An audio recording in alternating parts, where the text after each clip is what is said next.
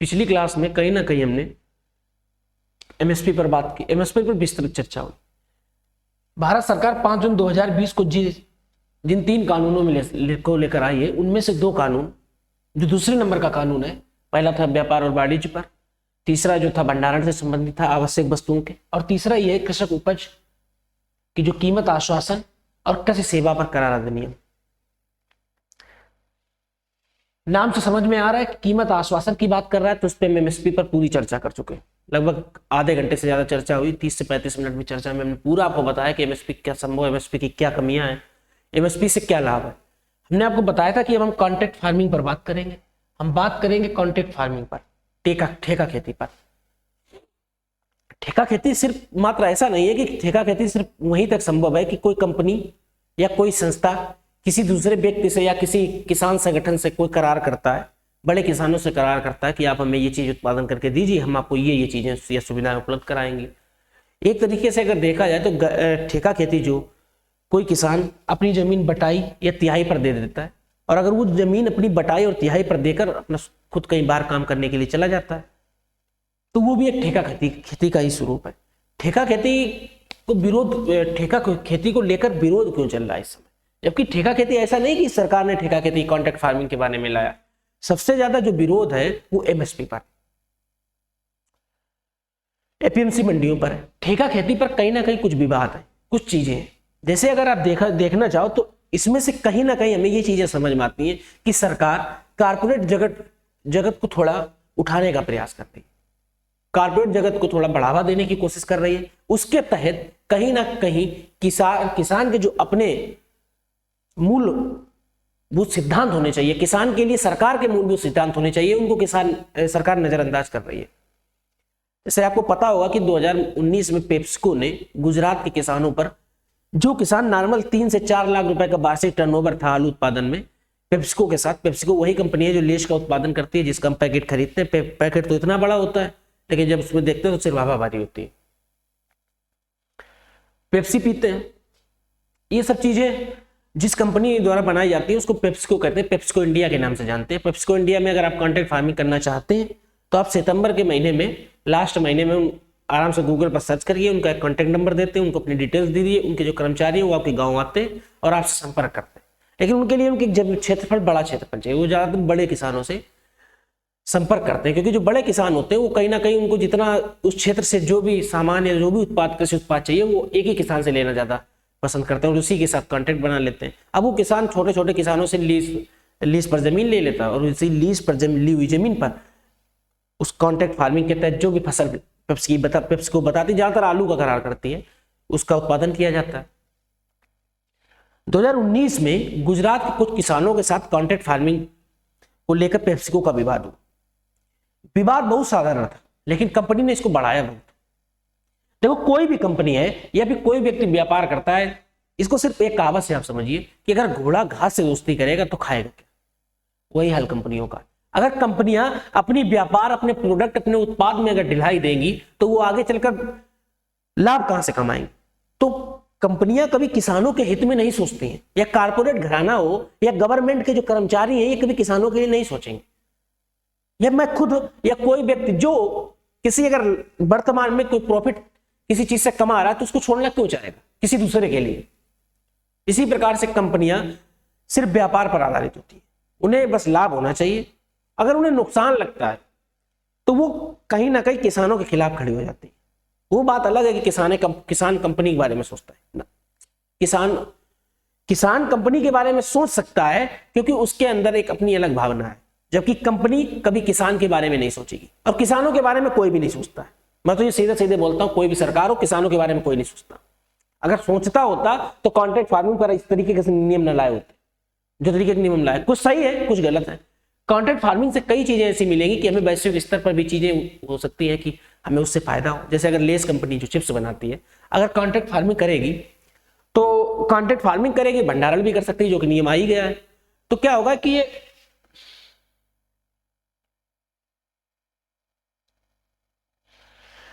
तो नियम आ जाने से क्या हो गया, कॉन्ट्रैक्ट फार्मिंग में सरकार आराम जो लेस कंपनी है पेप्सिको है अपना भंडारण करेगी, भंडारण के बाद उसको लेस जो चिप्स वगैरह है उसको इंटरनेशनल मार्केट में प्रस्तुत करेगी, क्योंकि उसके पास भंडारण होगा। तो अगर मार्केट बनती है और आगे चलकर उत्पाद की जरूरत पड़ती है तो आराम से उसी भंडारण से निकाल कर उत्पाद बनाएगी और बेचेगी और लाभ कमाएगी। कंपनियों का इतना ही फंडा होता है कि चीजों से हमें लाभ कमाना। धीरे धीरे यही चीजें चलती रहती है। अपनी कंपनी किसानों का ना तो कभी महत्व समझती है ना कुछ, कंपनियों का अपना होता है। इसमें अगर अहम भूमिका कोई निभाता है, मेडिटेटर की भूमिका निभाता है, मध्यस्थता अगर कोई कर सकता है तो सिर्फ सरकार है। सरकार इनमें संशोधन कर सकती है। सरकार अपने सचिव, अपने सलाहकार जो पढ़े लिखे वर्ग से आते हैं, जो कॉन्ट्रैक्ट फार्मिंग को बहुत अच्छी तरीके से समझ सकते हैं। मैं तो सिर्फ कॉन्ट्रैक्ट फार्मिंग में उतना ही बता सकता हूं जितना मैंने पढ़ा है, या आप उतना समझ सकते हैं जितना आप कहीं पढ़ते हैं या किसी से आप खुद से पढ़ते हैं या किसी से पढ़ते हैं। इसके अलावा आप कॉन्ट्रैक्ट फार्मिंग के बारे में नहीं समझ सकते। लेकिन कई ऐसे लोग होंगे जो सिर्फ कॉन्ट्रैक्ट फार्मिंग के बारे में बहुत ज्यादा ज्ञान रखते होंगे, सरकार उनसे संपर्क कर सकती है। देखो, किसानों का हित कंपनी कभी नहीं सोचे, किसानों का हित सिर्फ सरकार सोच सकती है, जैसा कि वर्तमान सरकार से उम्मीद है, उम्मीद थी भी और है भी, अभी भी है। जब हम कॉन्ट्रैक्ट फार्मिंग की बात करते हैं तो कॉन्ट्रैक्ट फार्मिंग को हम ठेका खेती बोलते हैं। इसमें एक्चुअली में क्या होता है, जो कंपनियां हैं वो बड़े किसानों से, ज्यादातर देखा गया कि बड़े किसानों से करार करती है, उनसे कहती है कि हम आपको बीज उपलब्ध कराएंगे, हम आपको फला फला चीज उपलब्ध कराएंगे, आप इस चीज का हमारी गुणवत्ता के अनुसार उत्पादन करिए, हमारे वैज्ञानिक आपकी फसल को देखने आएंगे, वो बराबर इसका जायजा लेते रहेंगे, इसके बाद में जब ये फसल तैयार होगी तो हम इसको आपसे खरीद लेंगे। गुजरात में क्या समस्या हुई, गुजरात में पेप्सिको ने किसानों से, ये किसान वो किसान थे जो पेप्सिको को 3 से 4 लाख रुपए की मात्र फसल देते थे एक सीजन में। जो करार होता है वो करार या तो 1 क्रॉप का हो सकता है अगर फसल की बात करोगे, या फिर अधिकतम 5 साल का हो सकता है। अगर एनिमल हस्बेंड्री में जाओगे, जैसे दूध, अमूल आपसे करार कर ले कि आपको हम डेयरी खुलवाएंगे, आपको गाय दिलवाएंगे, आप हमको दूध देंगे, इतने इतने रुपए में देंगे, आप ये करेंगे, हम आपको या फिर इतना परसेंटेज देंगे। अगर आप 50 लीटर दूध, आपकी गाय 5 गाय 50 लीटर दूध होता है, तो 50 लीटर का दूध की अगर आप मार्केट में बात करो तो करीब 1500 रुपए होता है डेली के हिसाब से। लेकिन वो कहेगी कि 1500 आपको नहीं देंगे, हम आपको चारा भी देंगे, हमारे हिसाब से इसको दाना खिलाइए, हम आपको 500 रुपए बचा के देंगे पर डे के हिसाब से, या 15,000 देंगे, आपको सिर्फ हमारी गायों की सेवा करनी है। तो कॉन्ट्रैक्ट फार्मिंग कुछ इसी तरीके से होती है। तो उसमें क्या होता है कि वन ब्रीडिंग, एक बार किसी गाय या किसी जानवर के दूध की स्टार्टिंग से लेकर और जब तक उसका अंत हो जाए, जब तक वो एक सीजन का जो दूध होता है, एक ब्रीडिंग, या अधिकतम 5 साल, ये अधिकतम सीमा होती है किसी भी कॉन्ट्रैक्ट फार्मिंग। एनिमल हस्बेंड्री को भी शामिल किया गया कॉन्ट्रैक्ट फार्मिंग में 2012 से ठीक ठाक स्थिति में। पेप्सिको का बहुत वर्चस्व है कॉन्ट्रैक्ट फार्मिंग में, सबसे ज्यादा पेप्सिको स्थिति में है, क्योंकि पेप्सिको जो कोल्ड ड्रिंक बनाती है और लेज चिप्स बनाती है, अच्छा खासा उत्पाद है, बिक्री भी बहुत अच्छी होती है। आप किसी भी पेप्सिको का कोई भी चिप्स का पैकेट खरीदिए, उसमें एक कॉन्टैक्ट नंबर उनका दिया रहता है। अगर आप कॉन्ट्रैक्ट फार्मिंग करना चाहते हैं तो उस नंबर पर कॉल करिए, बाकायदा आपसे बात करते हैं। यही जो प्राइवेट सेक्टर और गवर्नमेंट सेक्टर में अंतर है। गवर्नमेंट सेक्टर का जो 4th क्लास का कर्मचारी होगा ना, वो भी आपसे तरीके से बात नहीं करे। प्राइवेट कंपनी आपको भाव देगी, आपसे बात करेगी, आपकी बातों को सुनेगी, आगे चल के आपके साथ वो क्या करती है वो निर्धारित करेगी। अब जब आपके साथ जुड़ जाएगी, जुड़ने से पहले वो आपको बहुत भाव देगी, बहुत लालच देगी, बहुत प्रलोभन देगी। ये सब कंपनियों के अपने अपने फंडे होते हैं जिससे कि वो लोगों को अपनी ओर आकर्षित कर सके, अपने से जोड़ सके।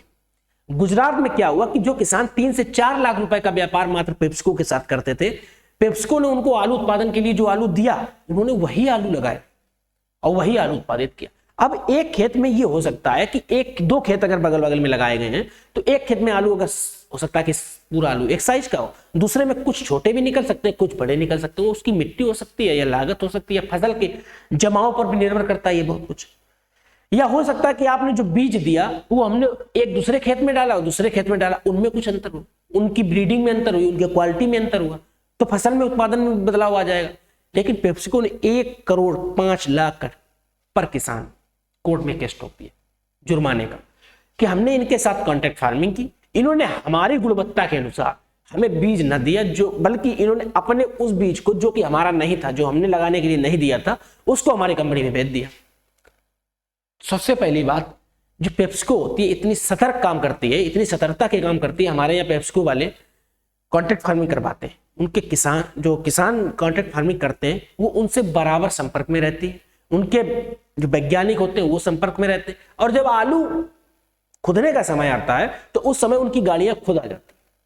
कॉन्ट्रैक्ट फार्मिंग में हम आपको बता रहे हैं। तो ये कैसे संभव हुआ?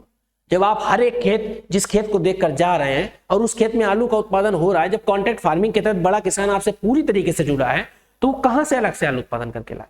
फिर जो आपने क्वालिटी दी उस क्वालिटी को चेक करिए। इन्होंने केस ठोक दिया, आगे चल के कई संगठन एक साथ आए और संगठनों के एक साथ आने की वजह से पेप्सिको ने केस वापस ले लिया। जब ठेका खेती की बात करते हैं, कॉन्ट्रैक्ट फार्मिंग की बात करते हैं, तो ये एक फसल के लिए हो सकती है या 5 साल के लिए हो सकती है। एनिमल हस्बेंड्री में जाओगे आप, जब पशुपालन में जाओगे तो एक ब्रीडिंग हो सकती है या 5 साल के लिए हो सकती है। ये कॉन्ट्रैक्ट फार्मिंग का जो अपना फंडा है वो इतना फंडा है। इसके बाद हम देखते हैं जो वर्तमान में कॉन्ट्रैक्ट फार्मिंग से संबंधित नियम आए वो कौन कौन से आए।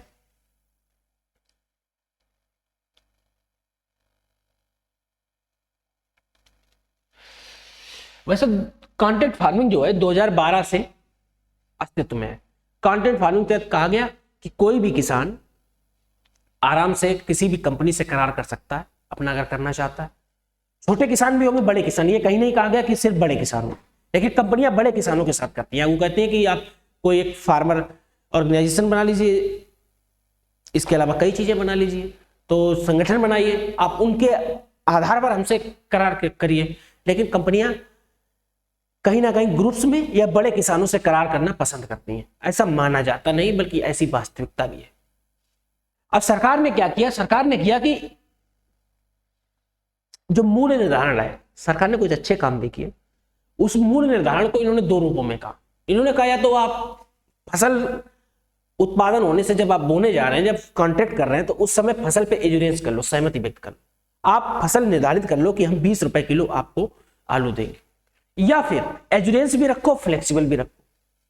वर्तमान में आलू का भाव 10 रुपए है, आप निर्धारित कर लो कि हम 10 रुपए में देंगे। अगर भाव बढ़ता है, अगर मान लो भाव जस्ट डबल होता है, 10 से 20 हो जाता है, तो जो 10 रुपए बढ़े उसे आप हमें और देंगे, लेकिन वो सब्सिडी के रूप में या बोनस के रूप में।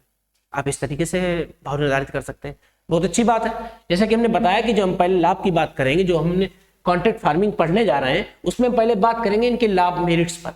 तो जो इनके लाभ हैं या जो इनके ठीक ठाक चीजें हैं जिससे कि कृषि में अलग चीजें मिल सकती हैं, वो ये है कि प्राइस एश्योरेंस को लेकर। क्योंकि सरकार ने पहले कह दिया था कि हम एश्योरेंस ऑन प्राइस, कीमत आश्वासन, और कीमत आश्वासन में एमएसपी पढ़ ही चुके, तो इस पर तो वो सतर्क रहेगी, क्योंकि एक्ट में इसी बात को कहा गया। उन्होंने कहा कि प्री फिक्स, आप या तो पहले फिक्स कर लो या फ्लेक्सिबिलिटी रखो, या फ्लेक्सिबिलिटी रखो विथ फिक्स प्राइस। कुछ फिक्स प्राइस कर लो। मान लो अगर आप यहाँ 20 रुपए प्रति किलो फिक्स कर लेते हो तो अब इसमें कोई बदलाव नहीं हो सकता। लेकिन आप क्या करो, या कुछ परिवर्तन रखो, यहाँ आप 15 रखो, और जो आप बोलो कि अगर 20 में बिका, अगर आलू आगे चलकर 30 रुपए में बिकता है, तो आप हमें 15 दाम देंगे, जो 15 बढ़ा है उसका 50% बोनस करो। तो आपको 50% जब 15 का मिलेगा तो 15 और 7.5 22 बन जाएगा, इससे लाभ में रहोगे। सरकार ने ये कहा, अच्छा लगा। प्राइस एश्योरेंस पर ये बिल्कुल बात ठीक थी। इसमें ना तो कंपनी किसान के साथ कोई धोखाधड़ी कर सकती, ना ही किसान कंपनी के साथ कोई धोखाधड़ी कर सकता, क्योंकि ये लिखित होता है। लेकिन समस्या ये आई कि जो इसका मॉडम है, जो इसका आधार है, उसके लिए कोई गाइडलाइंस नहीं जारी की भारत सरकार ने। भारत सरकार ने कहा कि ये गाइडलाइंस जो होंगी इस कॉन्ट्रैक्ट फार्मिंग के तहत, वो किसान और कंपनी दोनों आपस में मिलकर बातचीत के द्वारा सुलझाएंगे। वो अपनी बातचीत के अनुसार देखेंगे कि उन्हें क्या गाइडलाइंस बनानी, और समय समय पर हम में भी हो सकता है कि हम समय समय पर गाइडलाइंस जारी करते हैं। ये सरकार ने कहा, लेकिन ये नहीं कहा कि अभी हम कुछ गाइडलाइंस दे रहे हैं कि इसके तहत प्राइस फिक्स होगा, क्या प्राइस है। तो उन्होंने कहा कि कंपनियां, बात भी सही थी कि अब कभी आलू का मार्केट 20 रुपए किलो है तो कभी 25 रुपए किलो है। सरकार क्या कह देगी कि आप 20 रुपए किलो के हिसाब से करेंगे, इससे कम नहीं कर सकते। तो वहां कहीं हमें लगता है कि प्राइस के बारे में सरकार ने बात नहीं की, तो अच्छा ही किया, ना उन्होंने इसका कोई गाइडलाइंस दिया।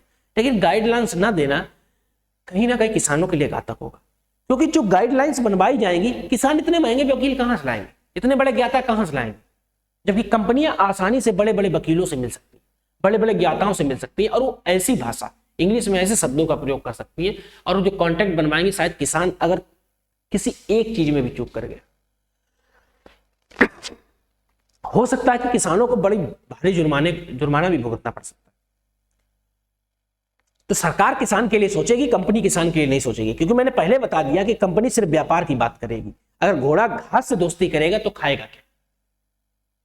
तो कंपनी करार के लिए बात करेगी, कंपनी सिर्फ अपना प्रॉफिट देखेगी। तो वो किसी भी प्रकार का कोई भी कॉन्ट्रैक्ट बनवा सकता है। एक कमी के रूप में हम इसको देख सकते हैं कि सरकार ने उसका मॉडल नहीं दिया, जो इसकी गाइडलाइंस नहीं दी। सरकार ने इसकी गाइडलाइंस नहीं दी कि जो प्राइस इंश्योरेंस होगा फ्लेक्सिबल या प्रीफिक्स किस आधार पर होगा, पिछले साल के आधार पर या आप जिस आधार पर देना चाहते हैं किस आधार पर होगा, कोई तो गाइडलाइंस देनी चाहिए, लेकिन भारत सरकार ने इसकी गाइडलाइंस नहीं दी। इसका टेन्यूर जो समय हमने बताया कि समय बहुत अच्छा, आप चाहे एक फसल के लिए करो चाहे 5 साल के लिए, अगर ब्रीडिंग एनिमल हस्बेंड्री करते हैं तो आप एक ब्रीडिंग करो या 5 साल के लिए करो। हाँ, और इसकी सबसे अच्छा पेमेंट वाला सिस्टम, पेमेंट वाला बहुत अच्छा सिस्टम है पेप्सिको का। पेमेंट का ये है कि अगर आप फसल खरीदते हैं तो तत्काल आप 24 घंटे के अंदर उस फसल का भुगतान करेंगे। लेकिन अगर हो सकता है कि कोई विशेष परिस्थिति बन जाए, नेटवर्क गड़बड़ है, आपके यहाँ कुछ समस्या हो गई, आपका डिजिटल पेमेंट नहीं हो पा रहा है, तो उस स्थिति में आप अधिकतम 3 दिन से ज्यादा आप किसी भी पेमेंट को रोक नहीं सकते। ये सरकार, भारत सरकार ने कहा है, बड़ा अच्छा लगा। लेकिन कहीं ना कहीं भारत सरकार इसमें कुछ थोड़ी गलतियां कर गई, जिनमें हम बात करेंगे। जैसे कि इन्होंने कहा कि अगर विवाद होता है, जैसे हमने पहले भी बात की थी, तो आप तहसीलदार एसडीएम के पास जाओ। अगर एसडीएम उसको ना निपटा पाए तो आप डीएम के पास एप्लीकेशन दो। डीएम 1 महीने के अंदर खुद या अपने अपर जिलाधिकारी किसी दूसरे को कार्यभार सौंपेगा और कहेगा कि आप देखो जरा मामला क्या। तो सबसे पहले सुलह कंसिलिएशन की स्थिति बनाई जाती है कि कंपनी और व्यक्तियों के बीच सुलह बनाई जाए, और जब कॉन्ट्रैक्ट साइन किया जाएगा तो उस कॉन्ट्रैक्ट में अगर किसान चाहे तो जिन कंपनियों से बीज लिया या जिस दुकान से उसने खाद ली उनको भी शामिल कर सकता है, कुछ अन्य लोगों को भी शामिल कर सकता है कॉन्ट्रैक्ट में एज ए गवाह के तौर पर, विक्टिम के तौर पर, कई विटनेस के तौर पर, कई चीजें जो है शामिल कर सकता है। उसमें कई चीजें प्रावधान की गई कि किसान चाहता है तो अपना 2-4 लोगों को शामिल कर सकता है वो। लेकिन यहाँ ना फिर वही बात आकर अटक जाती है कि जो बड़ी बड़ी कंपनियां, जैसे पेप्सिको की बात करो, जिनका 5-5, 10-10 हजार करोड़ टर्नओवर है वार्षिक, ये किसी डीएम एसडीएम को आसानी से अपने पल्ले में कर सकती है। उस स्थिति में किसान कहाँ जाए? तो कहीं ना कहीं ये कमी खलती है कि सिविल कोड की अवधारणा नहीं दी गई, क्योंकि सिविल कोड और क्रिमिनल कोड आप समझ सकते हो, जहां अपराधियों की बात होती है वहां क्रिमिनल कोड, सिविल कोड में ये से मनी वगैरह जो मुद्दे जाते हैं 420 वाले, ये सभी सिविल कोर्ट में जाते हैं। जब हम सिविल कोर्ट की बात कर रहे हैं तो इन्होंने ये कहा कि जिस समय डीएम, ये जो एडीएम होगा, जो एडिशनल डिस्ट्रिक्ट मजिस्ट्रेट होगा, वो जिस समय वो फैसला सुना रहा होगा, जब उस फैसले के दौरान उसके पास सिविल कोर्ट के अधिकार होंगे, परंतु सिविल कोर्ट में आप नहीं जा सकते। ये गलत चीज। सरकार इस बात को मान भी गई। सरकार कह रही ठीक है, हम कोर्ट का प्रावधान कर देंगे। शायद सरकार ने कोर्ट का प्रावधान इसलिए नहीं किया क्योंकि किसान भी गरीब होता है और वो हर तारीख पे तारीख उसको मिलती चली जाएगी, वो परेशान होगा।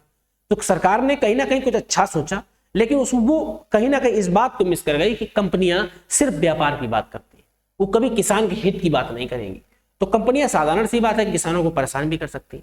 तो इस स्थिति में फिर किसान क्या करेगा, कहां जाएगा बेचारा? क्योंकि डीएम एसडीएम इन्होंने अगर ना सुनवाई की तो डीएम के ऊपर तो अपील ही नहीं कर सकता। तो हमें लगता है कि इसके अलावा सिविल कोर्ट की व्यवस्था होनी चाहिए। वो डिस्ट्रिक्ट लेवल भी हो सकती है और हाई कोर्ट तक भी हम अपील कर सकते हैं। सुप्रीम कोर्ट ज्यादा बड़ी बात हो जाती है, हाई कोर्ट तक पर्याप्त है, आप हाई कोर्ट तक अपील कर सकते हैं। हाई कोर्ट का नाम सुन के ही जो प्राइवेट कंपनियां होती है वैसे भी इतनी ज्यादा समस्याओं में ये घिरी रहती है, ये ज्यादा हाई कोर्ट के चक्कर नहीं पड़ती है। जैसे कि भी गुजरात वाले केस में आसानी से इन्होंने निपटा लिया केस। 1 करोड़ 5 लाख का हर एक किसान पर इन्होंने टैक्स रखा था। ये मेरिट्स है कि प्राइस एश्योरेंस प्रीफिक्स हो सकता है, फ्लेक्सिबिलिटी हो सकती है with fix price, tenure farmer का 1 साल, और इसके बाद एनिमल हस्बेंड्री का 1 ब्रीडिंग से 5 साल तक। पेमेंट 24 घंटे में करो। विषम परिस्थिति में, एक्स्ट्रा ऑर्डिनरी कंडीशन में आप 3 दिन का समय ले सकते हो, इससे ज्यादा नहीं लो। इसके कुछ दोष भी हैं, ये जो प्रावधान थे पीछे हमने पढ़े। अब मेरिट्स में लाभ क्या है? जब कंपनी ने कहा, हमने आपको बताया भी कि किसान, जो कंपनियां होती बड़े किसानों से करार करेंगी या किसान संगठन से करेंगी, तो फार्मर प्रोड्यूस कंपनी बना सकते हो, एपीसी बना सकते हो। फार्मर प्रोड्यूस कंपनियों को बहुत ज्यादा प्रमोट करने के लिए भारत सरकार पहले से कह रही है कि हम फार्मर प्रोड्यूस कंपनियों को प्रमोट करेंगे। जैसे आपको कोई चीज खरीदनी है, आपको कीटनाशक खरीदने है, तो आप एक ग्रुप बनाए। आप छोटे छोटे 10 किसान हैं जिनको मान लीजिए कि 10 बोरी एनपीके की जरूरत है, 100 बोरी एनपीके चाहिए, तो आप सीधा राष्ट्रीय केमिकल्स फैक्ट्री में करार करें, आरसीएफ, जहां सुफला वगैरह बनाई जाती है, 15-15 सुफला, जहां सुफला बनाई जाती है, या आप इफको या क्रबको, इफको जो इंडियन की फर्टिलाइजर कॉर्पोरेशन ऑफ ऑर्गेनाइजेशन है, तो जब उसकी बात करते हैं, जहां इफको हो या आरसीएफ हो, राष्ट्रीय केमिकल्स फैक्ट्री, जो सुफला बनाती है, इफको जो एनपीके बनाती है, डीएपी बनाती है, इनसे आप करार करें। और जब आप इनसे करार करेंगे तो फार्मर प्रोड्यूस कंपनी जो है ये करार करें, ना कि हर एक किसान। कंपनियों की भी सहूलियत होगी। अब फार्मर प्रोड्यूस कंपनी में हो सकता है 1000 किसान हो, 2000 किसान हो, 5000 किसान हो। अब कंपनी क्या करे कि इन 5000 किसानों से बोले कि आपको 10 बोरी चाहिए, 500 किसान है, बोले हाँ 5000 बोरी चाहिए, तो बोले हम ठीक है, कंपनी से बात करे लेना है। लोकल में जब आप खरीदते तो 1030 रुपए की सुपला पड़ती है, ये एनपी के 1180-85 रुपए की पड़ती है। बात करते हैं, देखें कुछ लाभ देते हैं। जब फार्मर प्रोड्यूस कंपनी जाएंगे इनके पास, इनसे कहेंगे आप कितने में हमको दोगे, तो ये कहेंगे हम ओपन मार्केट में आपको कितने की मिलती है, तो बोले यार 1030 की। किसान बता देगा क्योंकि कहीं ना आरसीए वालों, तो बोले यार तो 970-80 के आसपास दुकानदार। और जो रिटेल वगैरह तो जब हमारी रेक जाती है तो 970 रुपए में लोड होती है, बाकी खर्चा पानी लगा के 30 रुपए दुकानदार कमाता है, 30 रुपए वहां पहुंच पाती है। तो बोले ठीक है, हम आपकी कंपनी से सीधा खरीदेंगे, आप हमको कितने में दोगे, तो कंपनी कहेगी ठीक है आप हमको 970 में खरीद लीजिए। तो कंपनी फार्मर प्रोड्यूस कंपनी खरीदेंगे, अपनी एक संगठन होगी, उनका मुख्यालय वहां आ जाएगी, किसान अपना आएगा, सिर्फ खर्चा उसमें पड़ेगा, क्योंकि फार्मर प्रोड्यूस कंपनियां जो होंगी किसानों की बनाई होंगी, तो किसान ये कंपनियां उनसे क्यों लाभ कमाएंगे, तो आसानी से उनको चीजें मिल जाएंगी। एक ये लाभ है कि फार्मर प्रोड्यूस कंपनियां बनाई जा सकती है। इसके बाद में क्रॉप पैटर्न। क्रॉप पैटर्न क्या होता है? क्रॉप पैटर्न होता है जैसे कि अभी तक लोग चावल, जैसे कि हरियाणा हो, पंजाब हो, 82%, 70-80% लगभग किसान चावल और गेहूं पर आधारित हैं। तो जो चावल और गेहूं है ये एक क्रॉप पैटर्न है, पारंपरिक खेती है। अब पारंपरिक खेती से जुड़े हुए, इसके लिए एक पानी बहुत बड़ी समस्या। पीने योग्य पानी जितना सबसे ज्यादा इरिगेशन सिंचाई में धान के खेतों में जाती है। तो हो सकता है कि जब आप इस प्रकार के करार करेंगे तो कंपनी अगर आपको सेब उगाने के लिए कहेंगे तो अब यूपी में भी सेब उगाएंगे, क्योंकि तो कंपनी की जिम्मेदारी है। उसका पहले बीज लगेगा, उसकी पहले खाद लगेगी, लाखों रुपए तो पहले कंपनी लगाएगी। हाँ अच्छी बात है, अगर ऐसा करना चाहते हैं तो करिए। तो वेट और राइस जो है ये दोनों थोड़ा कम आएंगे, जिससे पानी का थोड़ा अच्छा ठीक ठाक रहेगा। लेकिन ये है कि जब क्रॉप पैटर्न बंद होगा तो हो सकता है कि क्रॉप पैटर्न से कमियां भी है, कमियां सुनते चलिए। क्रॉप पैटर्न बंद होने से हो सकता है कि भविष्य में वही ना समस्या आ जाए जो 1965-66 में समस्या आई थी, खाद्यान्न उत्पादन की। तो लोगों को इससे प्रॉफिट बिल्कुल नहीं है। सच्चाई है कि चावल से 1 एकड़ में बहुत अगर आदमी बता सकता है तो 10-15-20 हज़ार रुपए बचा सकता है धान में। लेकिन अगर वही आलू अगर चिपक जाता है, महंगा बिक जाए, तो लाखों रुपए। ऐसी कोई फसल पेप्सिको वाले लेकर आए कि पता चला किसानों को लाखों रुपए बच रहा, तो फिर खाद्यान्न क्यों उत्पादन करेंगे? जब खाद्यान्न उत्पादन नहीं करेंगे तो आगे चलकर अकाल इसको क्या बोलते हैं, भुखमरी वगैरह आ सकती है। लेकिन खैर ये सब दूरदर्शी कारण है, इनका कोई मतलब नहीं होता। क्रॉप पैटर्न बदले ही ज्यादा, क्योंकि अगर ऐसे नहीं मरेंगे तो प्यास से मर जाएंगे। नए सुधार, जब इनोवेशंस, नए सुधार, जब कॉन्ट्रैक्ट फार्मिंग होगी, जब रोज खेती में नई फसलों का उत्पादन किया जाएगा तो कहीं ना कहीं रोजगार बढ़ेगा। इनोवेशंस मतलब नए सुधार होंगे, तो नए सुधारों की वजह से रोजगार बढ़ेगा। जब रोजगार बढ़ेगा तो चीजें बदलती चली जाएंगी। जब चीजें बदलती चली जाएंगी तो ज्यादातर किसान जो है, वो जो उनके बच्चे वगैरह हैं, किसान खेती से ही जुड़ना पसंद करेंगे। वो क्यों किसी सरकारी नौकरी के लिए धक्के खाते घूमेंगे सालों तक। इसके बाद हम देखते हैं कि तो इसके मेरिट्स, लाभ थे। लाभ हमने पढ़ा कि एफपीओ बनेंगे, फार्मर प्रोड्यूस कंपनी बनेगी। अगर फार्मर प्रोड्यूस कंपनियां बन जाती हैं, फार्मर प्रोड्यूस कंपनियों के बाद में हो सकता है कि इनमें कुछ इनोवेशंस भी हो। यही सब चीजें हमने बताई आपको, इनोवेशंस भी हो सकते हैं। लेकिन इनमें कुछ समस्याएं भी, उन सब पर हमने बात की, समस्याओं पर हमने बात भी की। और हमने बताया था कि जो पैटर्न कल्चर है, क्रॉप पैटर्न कल्चर, वो भी समाप्त हो सकता है। गेहूं चावल छोड़कर किसान दूसरी जो व्यापारिक फसलें हैं उनका उत्पादन कर सकता है। इनको हम पारंपरिक फसलें बोलते हैं, गेहूं और चावल को। इसके बाद जो व्यापारिक फसलें जैसे तरबूज है, आलू है, मक्का है, इन सबको व्यापारिक फसलें बोलते हैं। तो प्रॉब्लम्स की बात करते हैं, तो प्रॉब्लम सबसे बड़ी इसकी है कि इसमें कोड नहीं है। इसमें कोड की जगह कहा गया कि आप सबसे पहले एसटीएम,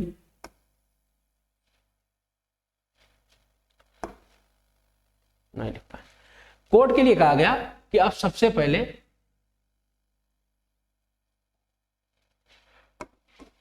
एसडीएम, अगर एसडीएम के पास 1 महीने के अंतर्गत निर्णय आता है तो एसडीएम का सबसे पहला होगा कि वो आपको सुलह कराएगा, कॉन्सिलेशन कराएगा, सुलह कराने की कोशिश करेगा। अगर आप उससे सुलह से नहीं सहमत हैं तो आप जाकर डीएम के पास एप्लीकेशन दीजिए। ये 1 महीने के अंतर्गत करेगा एसडीएम, 1 महीने के अंदर। अब डीएम साहब क्या करेंगे? डीएम साहब के पास अगर वक्त है, बिजी रहते हैं, अगर वक्त नहीं है तो वो एडीएम, एडिशनल डिस्ट्रिक्ट मजिस्ट्रेट से कहेगा कि ये मुद्दे को आप सुलझाइए। और 1 महीने के अंदर अगर रिपोर्ट दीजिए तो एडीएम भी पहले कंसिलेशन करेगा, पहले आपको सुलह कराने की कोशिश करेगा कि हो सके तो सुलह, क्योंकि देखा होगा कि आपने वर्तमान के ज्यादातर यही चीजें होती है कि सुलह कराने का प्रयास हर एक संस्था, हर एक कंपनी, हर एक सरकार करती है। क्योंकि जैसे भी किसान आंदोलन चल रहा है तो इस पर भी कोशिश यही है कि सुलह हो जाए, कोई बीच का रास्ता निकाल लिया जाए। तो उनसे कहा जाएगा बीच का रास्ता निकालो, किसान नहीं सहमत है तो डीएम साहब जो है फिर उस पर निर्णय ले लेंगे और वही निर्णय मान्य होगा। उसके बाद आप किसान कहीं जाकर कुछ कर ही नहीं सकते, कोर्ट तो जा ही नहीं सकते। लेकिन ये कहा गया कि जब डीएम एसडीएम इन कानूनों को कहेंगे, इन कानूनों के बारे में बताएंगे, तो उस समय इनके पास सिविल कोर्ट्स के राइट्स होंगे। इन कानूनों की सुनवाई के दौरान उनके पास सिविल कोर्ट के राइट्स होंगे। समस्या ये आती है कि कहीं ना कहीं ये प्रशासनिक लोग हैं, ये नेता, जहां पर आपने देखा भी होगा कि ज्यादातर राजनीतिक पार्टियों के दबाव में तो ये काम अक्सर करते हैं। प्रशासनिक लोग ज्यादातर राजनीतिक पार्टियों के दबाव में करते हैं, पुलिस हो, डीएम हो, एसडीएम हो, कोई भी हो, सभी प्रशासनिक दबाव में काम करते, राजनीतिक दबाव में काम करते, ये सच्चाई है। तो ये कारपोरेट घरानों में रिश्वत के दबाव में काम कर सकते हैं। ऐसा हुआ तो किसान बेमौत मारा जाएगा, ये तय बात है। तो किसान के पक्ष में कभी निर्णय आएगा ना, कंपनियां शोषण करती चली जाएंगी।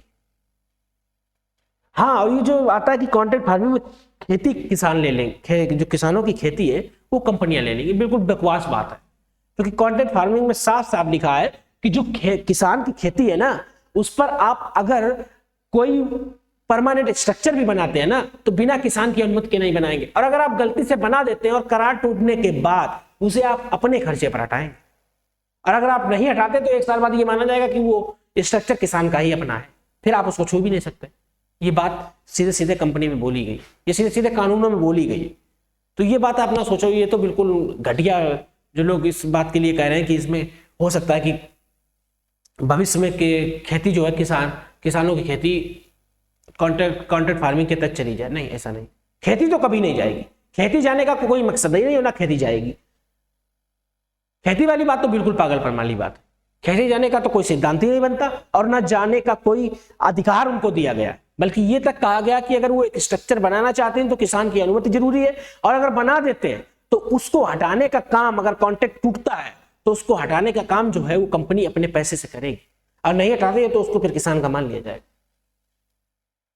हाँ, जैसा कि हमने पहले बात की कि सरकारी गाइडलाइंस का ना होना, भारत सरकार ने कोई गाइडलाइंस के लिए जारी नहीं की। तो जो गाइडलाइंस बनाएगा तो किसान और कंपनी बनाएंगे, तो साधारण सी बात है, किसान उत्साहित होता है। हमने पहले बताया किसान उत्साहित होता है कुछ नया करने के लिए, तो गाइडलाइंस कंपनियों की मान लेगा। कभी कभी जल्दबाजी में हो सकता है कि उस गाइडलाइंसों को ध्यान से ना पढ़ सके, किसान कहाँ जाएगा 1500, 2000 और 2500, 3000 रुपए बैंक वकीलों को पढ़वाने के लिए। वो सोचेगा एक ही फसल की बात है, लेकिन उसका शायद एक फसल सबको चौपट कर दे। तो किसान गाइडेंस के लिए, इसके लिए भारत सरकार को गाइडलाइंस जारी करनी चाहिए। रजिस्ट्रेशन, अब इन्होंने एक बात ये बोल दी थी कि पैन कार्ड के आधार पर कंपनियां अगर कोई नई बनती हैं और रजिस्ट्रेशन करके आ जाती हैं किसानों से करार करने के लिए, जैसा कि एपीएमसी मंडियों के तहत विलासराव देशमुख की जो सरकार थी उसने किया कि 1100 फर्म बनाए और 18 ओपन मार्केट बनाए। तो 1100 फर्म इन्होंने कहा कि विदाउट पेन, सिर्फ पेन कार्ड, अगर उनके पास पेन कार्ड है तो किसान से करार कर सकते। ये थोड़ा गड़बड़ है। कॉन्ट्रैक्ट करा दिया, कोई सड़ा गला पता चला, बीज दे दिया, अच्छा हुआ तो वो आ जाएंगे, खराब हुआ तो फिर कहाँ जाएंगे। तो बेचारा किसान एक फसल कम से कम उसी बर्बाद हो जाएगी। और कॉन्ट्रैक्ट किस हिसाब से करा लेता है, तो कोर्ट के चक्कर या कई चक्कर पड़े तो किसान क्या मतलब, उसका कोई मतलब नहीं होता ना। हाँ, और रेट फ्लेक्सिबल, ये भी समस्या है। हमने आपको बताया था कि फिक्स और फ्लेक्सिबल दोनों कर सकते हैं, किसान और सरकार दोनों, किसान और कंपनियां। लेकिन रेट फ्लेक्सिबल वाली समस्या, ये क्या समस्या, जैसे कि वर्तमान में मान लीजिए आलू 20 रुपए किलो चल रहा है, अब उसने फिक्स रेट कर लिया किसान ने। अगर किसान फिक्स रेट कर लेता है तो अब कंपनी फिक्स रेट होने पर किसान का आलू 50 रुपए में बिके या 70 रुपए में बिके, कुछ नहीं कर सकता। अगर वो फिक्स भी करता है साथ साथ में फ्लेक्सिबल भी रखता है तो वो बदलाव कर सकता है। तो ये कहीं ना कहीं ये निर्धारण होना चाहिए कि जो कंपनी का रेट है वो रेट इस हिसाब से निर्धारित किया जाए, जो मुझे लगता है कि फिक्स और फ्लेक्सिबल वाली दोनों दरें होनी चाहिए। जो फिक्स हो वो वर्तमान रेट हो, जो फ्लेक्सिबल हो आगे आने वाले भविष्य में। जो सुधार करना चाहिए वो ये होना चाहिए कि जो रेट अभी हम फिक्स कर रहे हैं वो जो वर्तमान में आलू का भाव है उसके आधार पर करें। वर्तमान में जो आलू का भाव चल रहा है या जो कोई भी फसल है उसका भाव चल रहा है, अब आगे फेंका जाए या महंगा रहे उस पर फिक्स करें। और किसान की अगर आप सहूलियत देखना चाहते हो तो इसको फ्लेक्सिबल भी रखो। मतलब अगर भविष्य में बढ़ता है तो किसान बढ़ा सके जबकि कंपनी ना घटा सके, अगर किसान के हिसाब से देखें। वैसे किस कंपनी के साथ ये नाइंसाफी होगी ये कहना, एक कंपनी भी तो है, वो भी टैक्स देती है, वो क्यों करेगी ऐसा काम कि आप ही फिक्स कर लो, अगर 20 रुपये में चल रहा है तो 20 फिक्स कर लिया, अगर 50 हुआ तो आप फ्लेक्सिबल बनाओगे, आप कहोगे मैं बोनस के रूप में कुछ चाहिए 50% चाहिए। तो हाँ ये है, जब फ्लेक्सिबल की बात करो तो एक बोनस निर्धारित कर दो कि आज जो रेट चल रहा है उस रेट को तो हम आपको देंगे, मान लो 20 रुपये देंगे, जो फ्लेक्सिबल होगा वो 20% बोनस होगा या 30% बोनस होगा, इस हिसाब से कुछ निर्धारित कर लो। ये गाइडलाइन जारी करनी चाहिए भारत सरकार। प्रॉब्लम्स भी देख ली हमने, मेरिट्स भी देख लिए, लाभ भी देख लिए, इसके बाद और कुछ बचता है? इसके बाद कुछ नहीं बचता,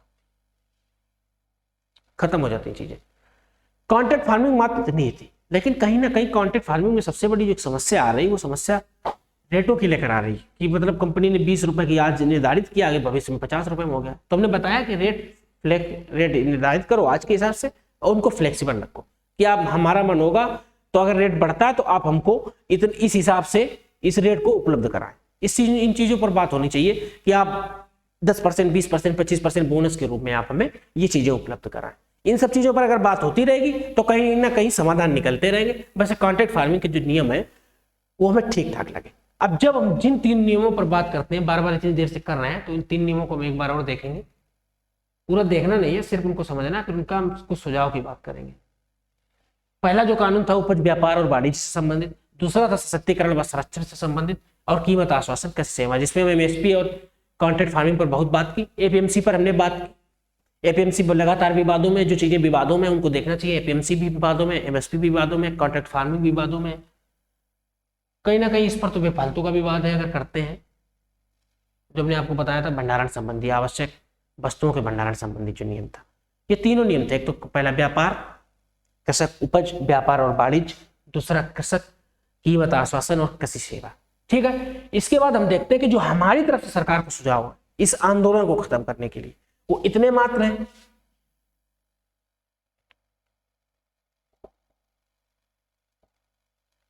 नरेंद्र सिंह तोमर हो, माननीय प्रधानमंत्री नरेंद्र मोदी जी, इनको हमारी तरफ से अगर कोई सुझाव है तो वो सुझाव मात्र इतना है, मानना ना मानना उनका अपना काम है, क्योंकि मैं कुछ जो मेरे व्यक्तिगत सुझाव है उनको मैं बताना चाहूंगा। पहला तो सुझाव है कि आप जो एमएसपी पे, जिसपे सबसे ज्यादा विवाद, आप एमएसपी पे कानूनी जामा ना पहनाएं, क्योंकि कानूनी जामा पहनाने से हो सकता है कि भविष्य में समस्याएं हो। तो कम से कम जब आप कह रहे हैं कि था है रहेगा, तो एक लिखित कानून दे, लिखित रूप में देते। लिखित रूप में देना और कानूनी जामा अलग अलग बात होती है। लिखित रूप में ये होता है कि गारंटी माना जाता है, तो कानून मतलब वो आपराधिक श्रेणी में आ जाता है। अगर आप उसका अनुसरण नहीं करते तो आप अपराध माना जाएगा। लिखित रूप में देते हैं कि आपका एमएसपी हटेगा नहीं। जो हमें लगता है ये हमारे सुझाव है, ये हमारे पर्सनल सुझाव है।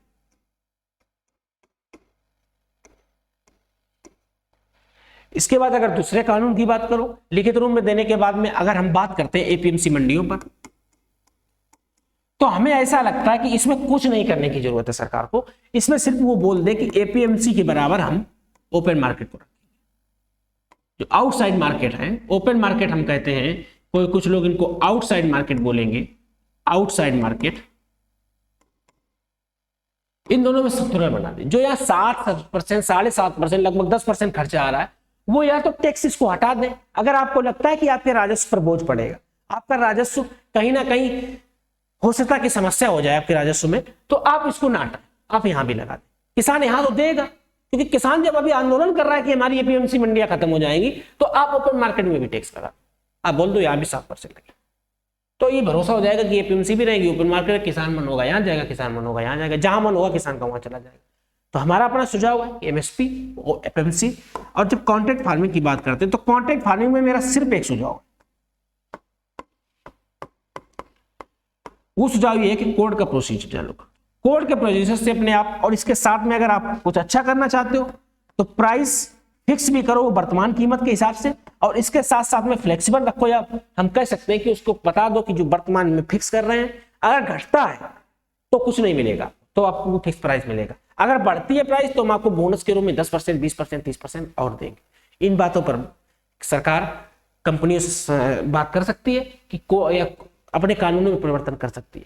कोर्ट प्राइस, ऐसा नहीं है कि इनके कानून ऐसा बना देने से कंपनियां कॉन्ट्रैक्ट फार्मिंग नहीं करेंगी, कंपनियां बराबर करेंगी। या एपीएमसी मंडियों पर बराबर ओपन मार्केट कर देने से ओपन मार्केट में व्यापार नहीं होगा, बराबर होगा। या एमएसपी पर लिखित रूप में दे देने पर एमएसपी सरकार के बजट पर आ जाएगी। जितना अभी 70,000 जो करोड़ जितने 1000 करोड़ रुपए खर्च हो रहे वो खर्च बराबर होते रहेंगे, इससे कोई दिक्कत नहीं आएगी। इतना करने में शायद सरकार को कोई समस्या नहीं। अगर सरकार इतना कर देती है तो मेरी अपनी व्यक्तिगत समझ या मैं खुद इस बात को मानता हूं कि ये कानून किसानों के लिए एक नई क्रांति लेकर आएंगे। और इन किसानों से जो किसान आज तक भारतीय अर्थव्यवस्था की रीढ़ बना रहा, भविष्य में भारतीय अर्थव्यवस्था की रीढ़ नहीं बल्कि आत्मा कहलाए। किसान खेती भारतीय अर्थव्यवस्था की आत्मा बन जाएगी और परिवर्तन जरूरी भी है। हम 70 सालों से उन्हीं घिसे पिटे चीजों में चल रहे हैं, हमें उनमें बदलाव करना पड़ेगा। और रही बात आंदोलन की, तो आंदोलन अपनी जगह ठीक है, अगर वो आंदोलन करते हैं, उनकी अपनी व्यक्तिगत समझ है, अपनी सोच है। मुझे भी लगता है कि सरकार को भी उन्हें आसानी से आराम से आंदोलन करने देना चाहिए। उन्हें कोई उनके लिए ना तो कील लगाओ ना बॉर्डर बनाओ। इसके लिए आपके अन्य क्षेत्र हैं, 1-2 लाख लोग बैठे हैं तो बैठे रहने दो, उनसे आप बातचीत करिए, क्योंकि बातचीत करना बहुत जरूरी है। कहीं ना कहीं राकेश टिकैत जिनकी हम बात करते हैं कोई छोटी मोटी हस्ती नहीं है, हम आपको इनके बारे में कल बता चुके थे, आज फिर हम इनकी बात करना चाहेंगे। महेंद्र टिकैत जो इनके पिताजी थे, उन्होंने 5 लाख किसानों को 1987 में एक बूट क्लब करके होती है संसद के पास की जगह, वहां ले जाकर बिठा दिया था और करीब 25-30 दिन बैठे रहे थे। इसके बाद ये कहकर कि जब बिल्कुल राजीव गांधी तैयार थे कानून में संशोधन कर देंगे, बिजली और पानी के मामले पर बैठे थे वो, बिजली के बिल बढ़ती दरों पर, तो उन्होंने बताया था, तब वो ये कहकर चले आए थे कि ये सरकार जो है वो बहरी और गूंगी है, ये कहकर वो वापस चले आए थे। और ये वही महेंद्र टिकैत हैं जिन्होंने वीर बहादुर सिंह की सरकार, जो यूपी में वीर बहादुर सिंह कांग्रेस के मुख्यमंत्री थे, उनको हाथ जुड़वाकर पानी पिलवा दिया। ये वही वीर, उन्हीं के लड़के हैं बीच के, इनके 3 लड़के थे, एक नरेश टिकैत, महेंद्र टिकैत, नरेश टिकैत और ये राकेश टिकैत, और एक और है नरेश टिकैत जो भारतीय किसान यूनियन है उसके अध्यक्ष है, जबकि भारतीय किसान यूनियन के ये स्पीकर के रूप में कार्य करते हैं, परंतु प्रमुख भूमिका इन्हीं की रहती है। 1992 में यूपी पुलिस, दिल्ली पुलिस में कार्य भी कर रहे थे। उसी समय जब आंदोलन चल रहा था हटाने के लिए बोला गया, इन्होंने उसी समय इस्तीफा दे दिया था। तो कहीं ना कहीं इनकी बातों को ध्यान देना चाहिए। हमें ऐसा नहीं लगता कि कोई भी व्यक्ति जो एक अच्छी खासी स्थिति में बेफालतू में समस्याओं में गिरना चाहेगा वो आंदोलन पर बैठना चाहेगा। आज अगर किसानों के साथ खड़े हैं तो इनकी कोई अपनी व्यक्तिगत लड़ाई नहीं है, ना तो इस सरकार से विरोध करते हैं, जबकि इन्होंने खुद स्वीकारा इस बात को कि हमने मोदी सरकार को ही चुना है, हमने उस सरकार को चुना, हमने उसमें वोटिंग की। वो बात अलग है कि उनकी अपनी व्यक्तिगत समझ क्या है। तो जैसे कि हम अपने मोदी जी हो या योगी जी, जिनसे हम बहुत ज्यादा, मोदी जी की बात करना ठीक है क्योंकि वही है, तो आप कहीं ना कहीं अपने मंत्री नरेंद्र सिंह तोमर, जो माननीय नरेंद्र सिंह तोमर है, उन पर न डालकर आप इसमें खुद बीच में आइए और आप इन चीजों को देखिए कि कहाँ चीजें गलत हैं और कहाँ चीजें सही हैं। आप इन चीजों में आसानी से सुधार कर सकते हैं और यशस्वी प्रधानमंत्री की तरह आप अपनी इस जनता को भी खुश करके वापस घर भेजिए, जो कि अगर उदास होकर आएगी कहीं ना कहीं, आज ना कल न परसों, कभी ना कभी तो वापस चले जाएंगे, ये तय है। लेकिन उससे जो आपने पिछली छवि बना रखी थी उसमें कहीं ना कहीं आघात होगा, तो उस छवि को बनाए रखें और व्यक्तिगत समझ हिसाब से कुछ संशोधन के साथ, जैसा कि आपने संसद में कहा भी कि हम उनमें संशोधन करना चाहते हैं, आप करिए। और सिर्फ भाषण से या आप कहीं बोलने से कि हम उनसे सिर्फ एक फोन कॉल दोनों काम नहीं चलेगा, आप उनसे बात कर सकते हैं। आप जब किसानों से मिलने कहीं पहुंच सकते हैं, आप कहीं जा सकते हैं, तो उनकी सभाओं में भी पहुंच सकते हैं, आप उनको बुला सकते हैं। आप हो सकता है कि कुछ प्रोटोकॉल होते हैं, आप कुछ पद पर आसीन है, एक लोकतंत्र के, दुनिया के सबसे बड़े लोकतंत्र को प्रस्तुत करते हैं, तो आपका जाना वहां ठीक ना हो, लेकिन आप एक कोशिश कर सकते हैं, उनसे मिलने की कोशिश कर सकते हैं, उनसे बात करने की कोशिश कर सकते हैं। आगे स्थितियां आपके हाथ में। बस किसान बिलों पर इतना ही था। आगे हम जो अपना विधिवत तरीके से केमिस्ट्री चला रहे थे वही चलाएंगे। अगली क्लास में हम थोड़ा क्वांटम नंबर्स पर बात करेंगे जो बची है, इसके बाद में हम हाइड्रोकार्बन देखेंगे। किसान बिल्स यहीं तक थे। अगर आपको हमारी क्लास पसंद आती है तो इसको लाइक करें, शेयर करें और चैनल को सब्सक्राइब करें। आज के लिए इतना ही।